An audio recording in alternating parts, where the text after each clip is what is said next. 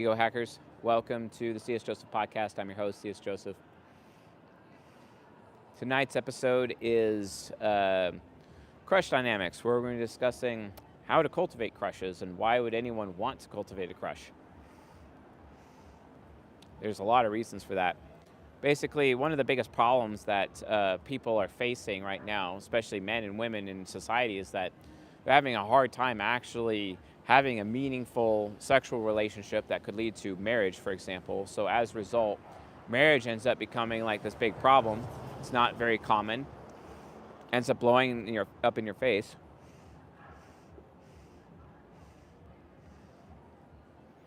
And then people are not even able to have marriage, much less even actually sustain marriage. And then as a result of that, we don't have like the opportunity for people to actually have meaningful families, meaningful relationships, healthy families, healthy relationships, healthy environments for adults, healthy environments for children, and it ends up becoming a serious problem. And one of the reasons why is because, like I said in our last live stream where we were discussing this topic, in the last live stream, we have this problem where we just identified that you have emotional exploders and you have emotional imploders, okay? And the emotional exploders are unconscious developed men and subconscious developed women, right? The emotional imploders is the unconscious developed women and the subconscious developed men, basically, right? And by the way, sorry for the late start. I had a bunch of people in my face trying to debate me or whatever, and it's just like, okay, yeah, that's fine. We'll talk more after the show, even if we have the opportunity. Who knows if we do? Also, I'm standing here at where the, quite frankly, the ISFP tree used to be, and it is gone, so that's kind of sad. But anyway, the point is that when it comes to these relationships, there ends up being like the abusive environment when you have double exploder, abusive environment when you have double imploder, and that ends up becoming like this big problem, right? And the last live stream explains what that problem is. This particular live stream, my job here within this show is to actually help those who are emotionally implosive come to find why they value their crush and why they should actually value their own crush and who they have a crush on, and help them actually cultivate the crush, because there's a serious problem. And this problem, I've noticed, it's actually pretty bad for men, okay, but it's also pretty bad for women. So let's talk about the male problem, because it's not as bad as the women's problem, actually. It's way worse for women, like so much worse for women. But let's talk about the male problem, the male imploder problem when it comes to long-term relationships. Right now, I've noticed that in my life, subconscious developed men, on average, are virgins until they're like 27, 28, 29 years old. It takes them a long time, basically, to even have a sexual relationship. And it's pretty rough. They don't get married until much later. They don't get married until like, I think right now, the national average, I could be wrong about this, but I believe the national average is like 29. And that's a serious, serious problem. And one of the main reasons as to why this is, there's actually a lot of reasons. Like, for example, women, they're in high school. Women, they end up going in, they go to university after a bit. And then they have all their fertile years from like 20 to 25. That's their sexual peak. That's their highest value on the sexual marketplace. That's when they can attract the highest value men, basically. But the thing is, though, is that the women do not end up in relationships with men their own age anyway. And the highest value women end up being with the highest value men, basically. And the highest value men are ages 34 to 44, basically, in that range. And the highest value women are basically ages 20 to 26-ish, in that range. So this ends up becoming a really big problem, because the subconscious developed implosive men don't even have the opportunity to actually land a marriage in their youth. They don't even have a chance. Whereas like probably 30 years ago, 40 years ago, they could do that. My parents, for example, they got married in university, basically. And now they're in their 60s, and they got married in university. But nowadays, men, especially implosive men, don't really do that. Now, let's be honest, the UD men out there, the explosive men, they're the alpha males of group, basically, the AMOGs. These men end up having a ton of sexual options, and they could probably land one of these women, especially a subconscious developed woman who also has a lot of options, et cetera, and they do a bunch of sexual experimentation and rack up their body counts, et cetera. From by the time a woman starts, the average age of losing her virginity is much lower than 16 years old, but let's just assume it's 16 for the sake of this lecture, et cetera. And then because of that, women are sexually active from the time that they're a teenager and beyond. And oftentimes it's the UD men who are getting with these girls or whatever, but the UD men, it's just sexual experimentation. Typically, they're not really looking for commitment. The SD women are just trying things out. They're playing the field. Both these kinds of people are playing the field. The SD women, the UD men, the exploders are playing the field, basically, right? Much to the chagrin of the imploders. And the imploders end up suffering as a result. And this causes a huge, big problem.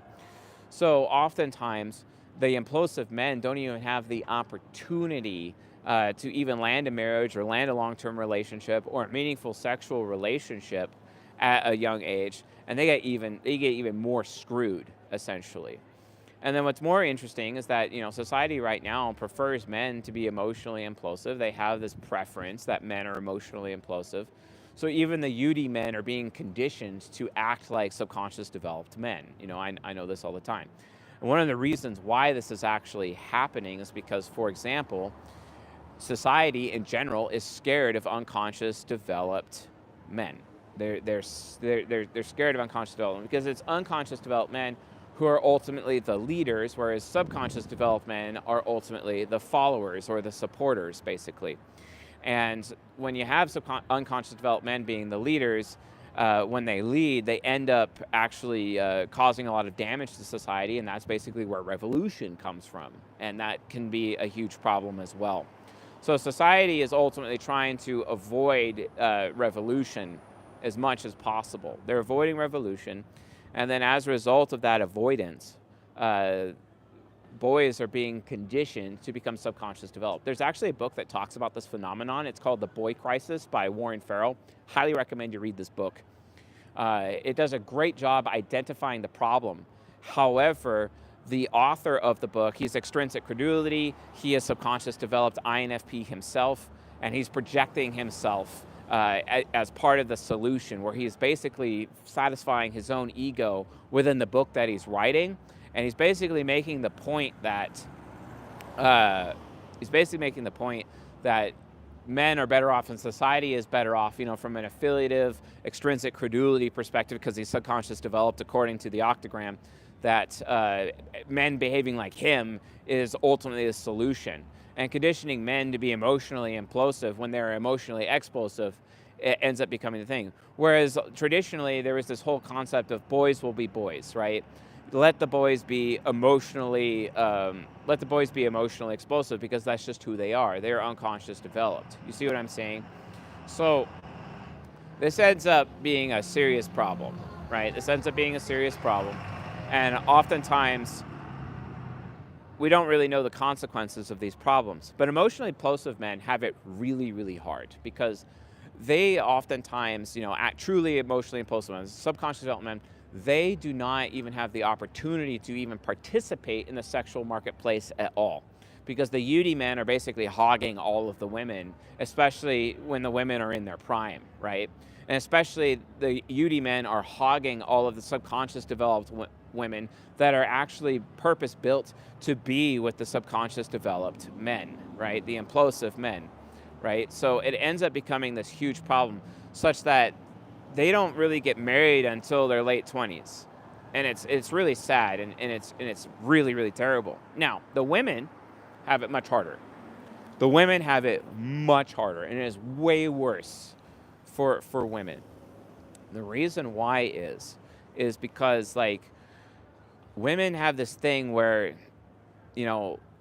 when they hit 26, 27 years old, they have what's known as epiphany phase, right? An epiphany phase happens. This is when a woman becomes consciously aware that her looks can't compete with younger girls anymore. This is a huge problem for them. And they've basically wasted their sexuality up until that point because, yeah, they're able to get with the AMOGs, they're enjoying those AMOGs, that's pretty cool. Their hypergamy is trying to, go for the beta males or the alpha males. And the alpha males are the ones that they'll introduce themselves and get to know the girls right off the bat. And then afterwards, they have to settle for a beta male. Now, typically, I'm not saying this is true, but typically, subconscious developed males are more on the beta side because they're more on the follower side, whereas unconscious developed males are more on the leadership side, okay? So they're more on the alpha side, basically, right? And that ends up becoming a big problem for these women. Because here's the thing, like, if a woman, for example, and this is really hard for UD women, especially, UD women have it really hard. SD men, imploders have it hard, but the UD women have it especially hard. And the reason why is that UD women really only have the opportunity to get into a marriage, basically, and getting with the man who will be her husband, basically, and start that relationship with that man when she's in high school or even potentially when she's in university. But the second university ends, what ends up happening is that unconscious developed woman loses her opportunity at that point. Yeah, sure. And that's a social consequence. That's not her reaching epiphany phase where she's realizing her looks can't compete with younger girls anymore. That's not the problem. The problem is that emotionally implosive women, they don't even go out. They don't go out. Because in high school, they're forced to go out and be around people because they typically don't want to be around people. And then in university, they're forced to be around people, which means they're around men, and relationships may actually come. But as soon as they graduate from university, because they're emotionally implosive, they don't go out anymore. I'm down here at 4th and Sherman right now, and there's all these bars or whatever, and you see a bunch of women everywhere. Well, guess what? They're all subconscious developed. They're emotionally explosive women. You don't see an emotionally implosive women here, not even remotely. That was a really tiny bike. Those look fun. But the point is that emotionally implosive women end up having it really, really hard on the dating market. Very hard. Because once the university is over, if they're not basically on track to getting married, where are they going to find their man? Because here's the thing. Emotionally implosive women do not go out. And because they do not go out, they cannot meet men. And because they do not meet men, okay, they cannot do what emotionally implosive women are supposed to do, which is create a crush, cultivating a crush. Because remember, imploders, emotional imploders, men and women, versus the emotional exploders. The emotional imploders, it's their job to cultivate crushes. But if they are not around other men, if they're not around the opposite sex, they're not going to be able to cultivate a crush. They're not going to. So what ends up happening is this epidemic of women becoming old maids or thornbacks or what the Chinese call leftover women, basically. And it's especially bad with emotional imploders. I actually had a conversation recently with an emotionally implosive woman. She's 31 years old, and she's still a virgin, okay? This is actually extremely common. This is extremely common amongst emotionally implosive women. And a lot of people are not even aware of this concept, okay? So this is why you have to learn the importance of crushes and actually developing a crush, okay? Because remember, emotional exploders, men or women, unconscious developed exploding men, and subconscious developed exploding women, basically. Emotional exploders, the ones that are that sacrifice harmony for the sake of authenticity. That's the definition of what it is to be emotionally explosive. Versus the opposite side psychologically is the emotionally implosive piece, which is sacrificing authenticity for the sake of harmony. These are the people willing to wear masks. These are the people who are willing to not be so open about their feelings or how they feel, basically. And oftentimes they look really stoic. You try to have conversations with them about how they're truly feeling, what they're truly thinking, basically, and then they just shut down. You see what I'm saying? And as a result of that shutdown, it's very difficult for them. And it's because that emotional imploders typically do not want to socialize. They typically don't want to socialize.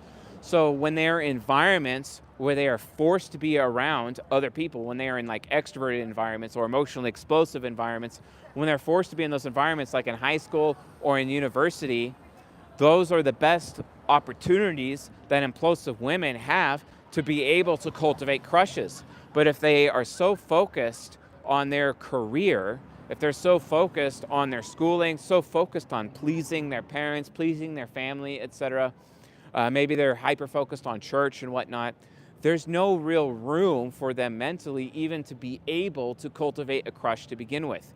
And as a result of this, implosive, um, emotionally implosive women just end up getting screwed. They completely end up getting screwed. And it's a huge problem. It's a huge problem. So then all of a sudden, they haven't actually invested any time. And emotionally impulsive women, the way that they work, the way their hypergamy works, the way their personal solipsism works as women, is that they like for example, if you're a man and you try to go up to an emotionally impulsive woman and actually like introduce yourself, you try to pick her up, you try to ask her on a date, she's gonna immediately get the ick. She's gonna be like, oh, stay the fuck away from me. I don't want to have anything to do with you. And that makes sense because like psychologically, the emotionally impulsive woman, it's her job to choose the man that she likes the most. She wants to be married to her crush, basically. Okay. Now there's a difference between crush and infatuation. Okay. So a lot of times you find imploder people, imploder men and imploder women, they end up getting infatuated with somebody, but it's not actually a true crush. How do you know the difference between a crush and infatuation? This really matters, okay? And how you know the difference is that a crush is because if you have a crush on someone, it's a crush and not an infatuation because you actually know that you want to spend the rest of your life with that person. That indicates a crush versus an infatuation. You're not really sure. If you're not sure that you want to spend the rest of your life with that person, then that basically is infatuation. Crush is if you do actually know that you want to spend the rest of life with your person, that's actually a crush. That is the difference between infatuation and crush. But here's the problem. Implosive women, it takes them even longer than implosive men to cultivate or develop a crush on a guy. It takes them a long time. And here's the thing. If they haven't done it by the time they're out of university, they basically are screwed. They basically are screwed. And they've just screwed themselves out of the sexual marketplace. They can't even compete anymore because by the time they're out of university, they're 24 years old? How long is it going to take for an imploder woman who takes extra long to actually create a crush? She has to be around men and she has to become familiar with those men before a crush can actually take place. You see what I'm saying? So with her being around men and this crush actually taking place, it takes time for her to build that familiarity. But she's not going to develop familiarity in places that she's not forced to be around people because an emotionally implosive woman's comfort zone is actually away from people. That is her comfort zone. And so due to her own female solipsism, she's not going to get outside of her comfort zone and when she doesn't have to be outside of her comfort zone. Because after university, what is she going to do? Get a crush on a guy at work? Typically, women marry up, okay? And if it's another guy working the same job that she's working at, she's not really going to be attracted to him because of her hypergamy. Her sexual strategy is going to inhibit that. So as a result of that, those women basically are really, really set up for failure by society. And they're also the extra feminine women because they shut down with their emotions. They're emotionally open and they care more about harmony instead of authenticity, right? And so as a result, they come off way more feminine. But the more feminine girls, the UD girls, basically, don't even have very many opportunities to cultivate their crushes. So they need to be able to have that opportunity. But here's the thing. Even when, like I said in the last live stream, even if a woman is actually able to cultivate a crush, a UD woman, unconscious developed woman, even if she is able to cultivate a crush, hopefully she's cultivating a crush on her natural pair, which is the apex relationship for her type. Let's say if she's an ISTJ woman and she's unconscious developed, her natural pair would be the ENFJ man, right? So hopefully she's crushing on an ENFJ man. But the thing is that she's probably not going to do that because she doesn't go out. So what I'm trying to do here is expose to you people that, like, if you're emotional impulsive and you're in your comfort zone of being away from people, that's a big problem. You need to get out of that comfort zone and you need to get around people. You need to get around members of the opposite sex as soon as possible and give yourself the opportunity to become familiar with the opposite sex so that you can have the opportunity to cultivate crushes, real crushes on people. And then after that, like I said in the last live stream, you have to confess your crush. You have to confess it. Maybe that was 2 live streams ago. But the point is, you still have to confess your crush. Confessing of your crush, right? Because that's just reality. You have to confess your crush. The emotional exploders are already psychologically pre-designed to the emotional. They're already pre-designed to be more accepting and give favoritism to the people who actually admit their crushes on them. So therefore, impulsive women, needy women don't have to feel pressured because they really don't like being asked out. They really, really don't like it until after they're familiar with the person, until after they have a crush. But usually that doesn't happen. So what they need to do is they need to learn how to, imploders need to learn how to confess their crush and then give the exploder the opportunity at that point to ask them out. And that's basically probably 4 out of 5 chance that they're more likely to actually end up having that long-term relationship that they're seeking. And then as a result of that, as a result of having that long-term relationship, it leads to a healthy marriage. What's really cool about crushes is that if you do cultivate a crush, let's say you're an SD man, you're more likely to be crushing on a girl that would be your apex relationship, which is the golden pair for subconscious developed people. And then if you're unconscious developed woman and you cultivate a crush on a man, you're more likely to have a crush on your apex relationship, which is the natural pair. You see what I'm saying? And that's ultimately what you end up needing to do. That is how you're able to get success as a result of participating in the sexual marketplace, because you took the time, you got outside of your comfort zone, you were able to cultivate the crush, right? With the specific man or woman that you're interested in. And then you want to marry them because it is a real crush. It's not just some bullshit infatuation, which is what ends up happening constantly. Yeah, no, I don't recommend a UD INFJ female with an SD ENFP male, but I highly doubt that you folks are typed accurately, so it's probably not what's actually happening there. Most people don't know themselves enough to even type themselves, and tests are inaccurate anyway. Our test probably has about the same accuracy level as 16personalities.com, but it's still only about 65% accurate. So you can do your best, but it's not really going to work. But yeah, you have to understand these gender dynamics, folks, because it's a serious, serious problem, okay? Imploder men, they have it really hard. The thing is, though, is that as they get older, when they get into their prime, they're able to actually start crushing, but they have to become more familiar with women. They need to get outside of their comfort zone. Because again, if they don't, what ends up happening, imploder men end up getting set up with imploder women, right? Because human beings naturally assume like, oh, they're both emotionally implosive. They're very similar to one another. Let's put them together. And that ends up creating a marriage where everything's swept under the rug, and it ends up creating an abusive environment for both of the adults, for that couple within that relationship, as well as an abusive environment for the children involved. That's a huge problem. You don't want to do that. Same thing goes with 2 exploders. But the thing is because you imploders do not go out in public, especially after university is over. It is very rare to see you folks out in public. It's very rare to see you folks outside of your comfort zone, okay? Well, because of that, exploders, they're out in public. They're out in the bars. They're going out there and they're asking each other out all the time. And because exploders are out, what ends up happening is that exploders end up in relationships with exploders. And this is a huge problem. It's a huge problem. And it gets worse and worse and worse, okay? Because that too is an abusive environment for the couple involved. That too is an abusive environment for the children, okay? This used to not be a problem. One of the biggest contributors to this actually is on the imploder male side, because pornography is so prolific and legal and very available, it allows those men to actually stay in their comfort zone. And basically, it inhibits those men from developing the familiarity that they need to be able to crush on a woman. Okay? That's a serious, serious problem.